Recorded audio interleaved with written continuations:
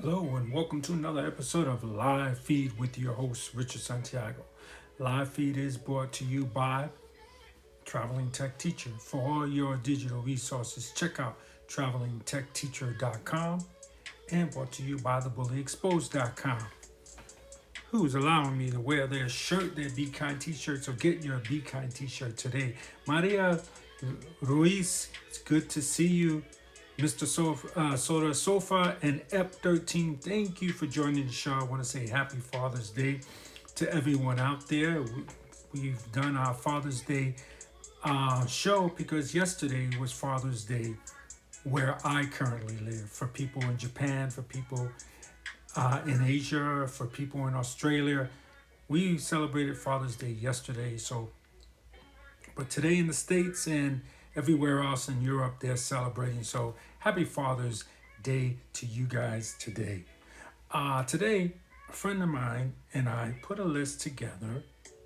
Well, mainly them. We put a list together about 12 things to remember when you're moving overseas. So let's cover that today. Maria, thank you for smashing that heart. And if you guys have any ideas of things that you have done before you went and moved overseas or just went on a trip overseas, please let me know what they are.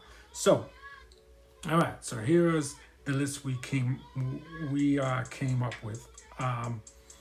So one of the first things you should do is establish a mailing address in your area. So if you're an Australian person and you're moving to America or you're moving to the UK, Pico, thank you for joining the show. We hope you are feeling better. I didn't think you would be on. Flutter Abdul Malik, thank you for joining the show. I hope I pronounced that right.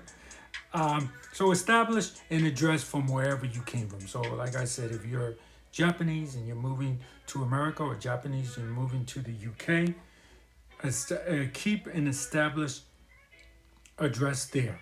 Okay, that's one of the first things you should do. And the reason, if you want to know the reason for that, is you may have some credit cards on you, okay, and a banking account, debit card on you, and they're gonna want an address from your current. They're gonna want an address from the place you used to live at. Pico says, I'm Japanese and I want to move to America. I want you to move there too, and I don't want you to be scared. The next thing that you should do is unlock your phone. When we moved, some of you may know, we used to live in Las Vegas and we moved from Las Vegas to where we are now. And when we moved, we definitely, one of the first things we did was unlock our phones, for sure. That's very important. So unlock your phones, number 2. So number 3, double check the visa requirements there. That's definitely a good idea. Tucker Carroll, thank you for joining the show. Double check your visa requirements and that you have met all the visa requirements. Okay, guys? All right. It says here, never rent an apartment overseas without first seeing it first. Okay, I think that goes for anything. You could be moving across the street. I don't think you should go and rent an apartment until you have actually seen inside of it. That's definitely a good one. Good one, very good one. Like I said, my friend came up with most of these. So let's see.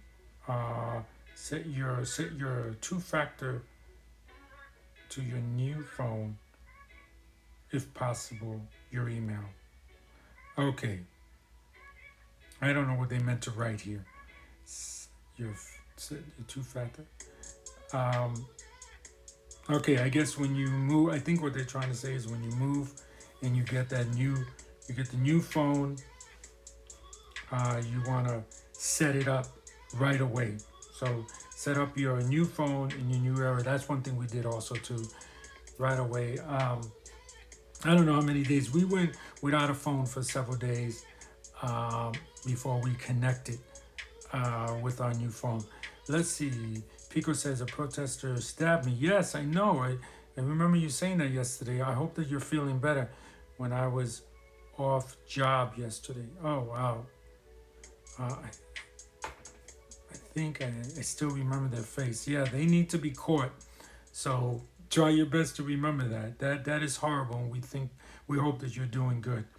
Um, Now here's one that my friend came up with, but we're learning different. So I'll tell you. Number 6 is get multiple country adapters.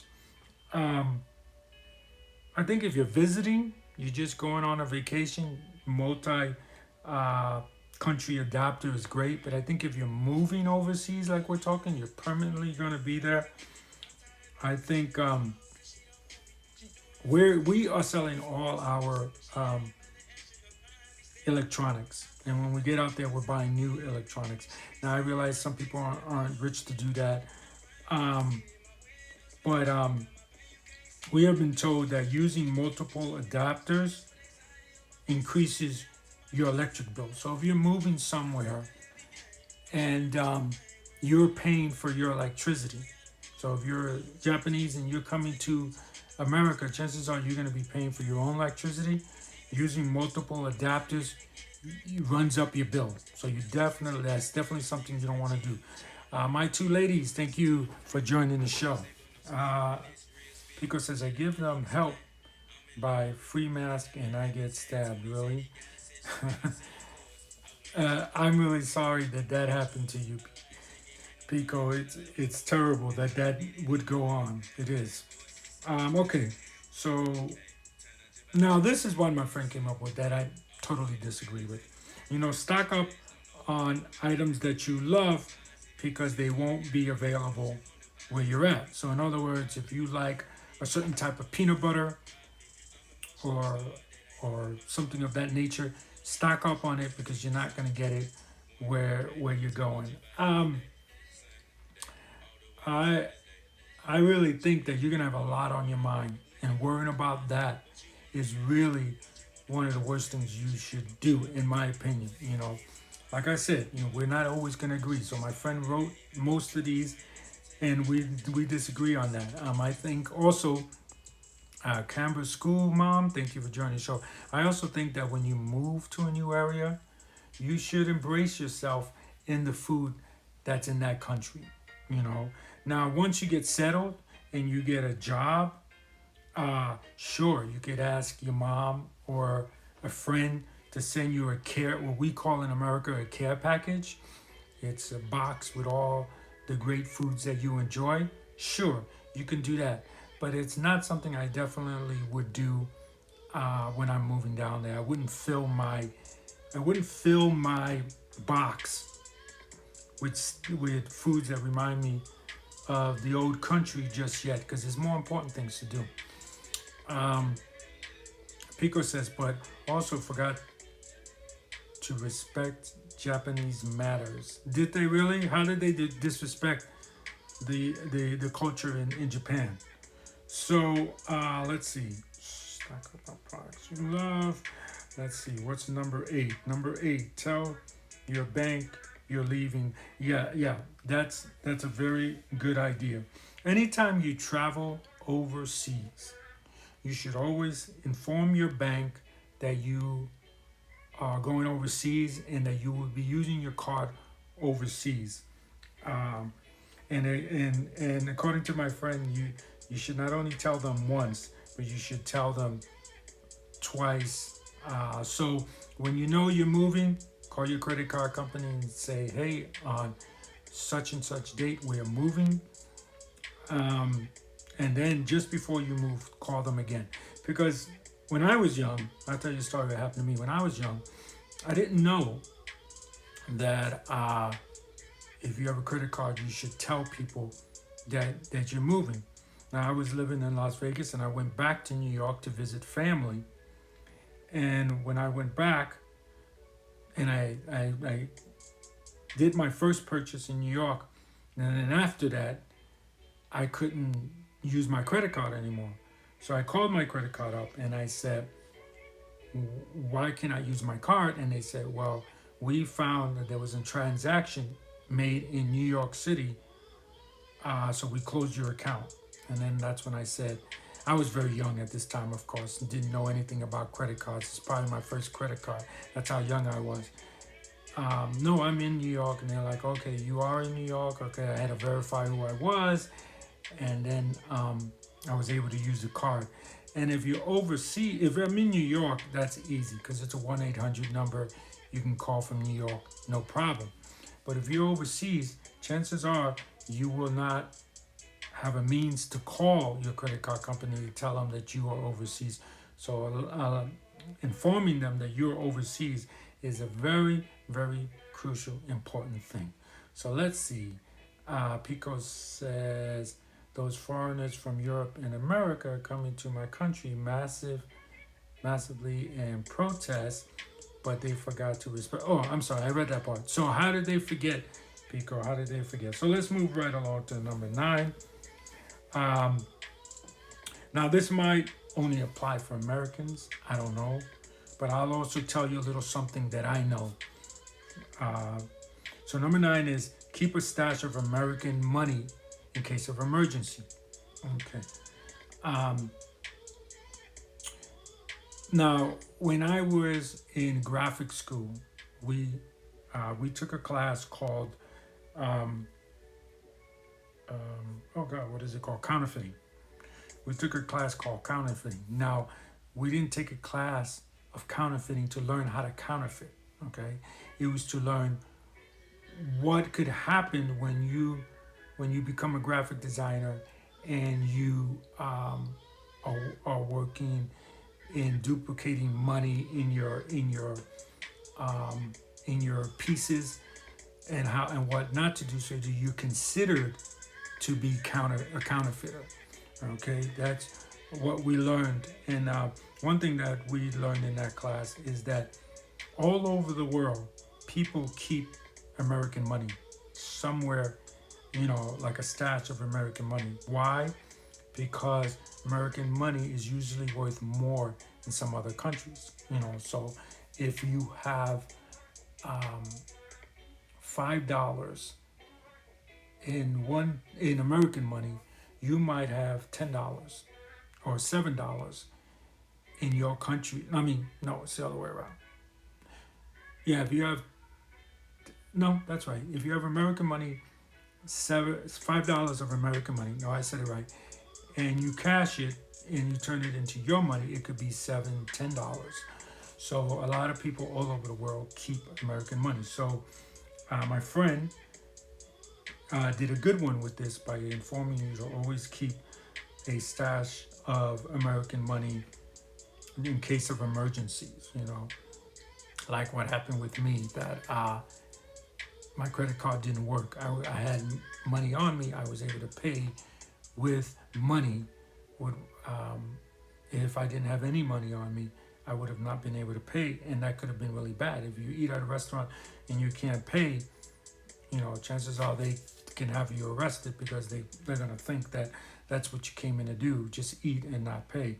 So keeping the stash with you, and that's very important to keep that with you and keep it in an extremely safe place, because if that's stolen, you can't say, hey, I had $100 of American money on me and it's stolen, and people's going to say, what does it look like? Or it looks like money, it's green.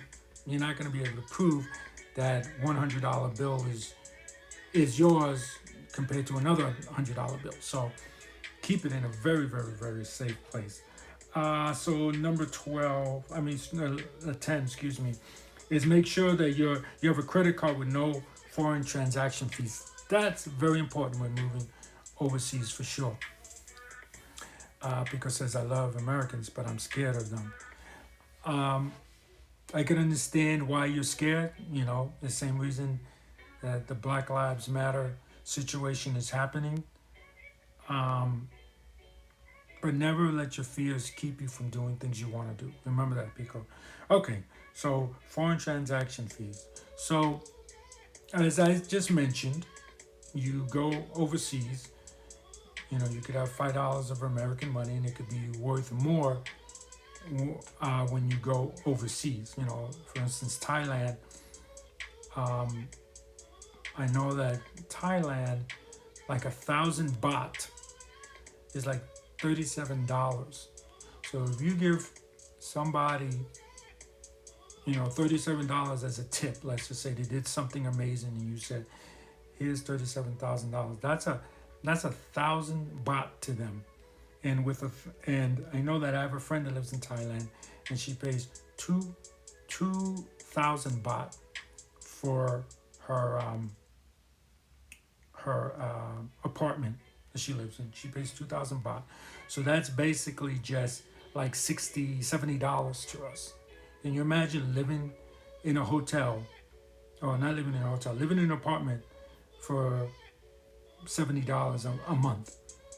That's pretty good. So that gives you an idea. So when you spend money, Bob and Sue, thank you for joining the show. So when you spend the money and it translates it into the American or the, excuse me, whatever, you know, if you're an Australian, it translates it to that, there's a fee.